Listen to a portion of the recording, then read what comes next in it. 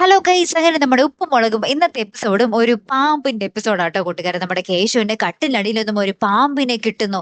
അതും നമ്മുടെ കേശുവിനെ കാണിക്കുന്നില്ല. സിദ്ധുവളിയിലാണെങ്കിൽ കുറച്ച് ദിവസമായിട്ട് നമ്മുടെ എപ്പിസോഡിൽ ഇല്ലതാനും. പാറമട വീട്ടിലേ നമ്മുടെ സിദ്ധു ഇല്ല. ഇനി സിദ്ധു അങ്ങോട്ട് പോയി എന്നുള്ള ഒരു ചോദ്യം തന്നെയാണ് പ്രേക്ഷകർ കൂട്ടനീളോട്ട്. ഇന്നത്തെ പ്രൊമോ വന്നപ്പോഴും എല്ലാവരും അയ്യോ ഇന്നും സിദ്ധു ഇല്ലല്ലോ, സിദ്ധു ഇനി വരില്ലേ എന്നുള്ള ഒരു ചോദ്യങ്ങളിലൊക്കെ ആയിരുന്നു കേട്ടോ.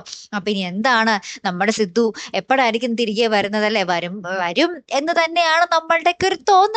വരുമ്പോ ഇത്രയും ദിവസം മാറി നിന്നതിന്റെ പരിഭവം തീർക്കാൻ വേണ്ടി നമ്മുടെ ലച്ചുവിന് ഒരു കിടിലൻ സർപ്രൈസും ഒരുക്കും.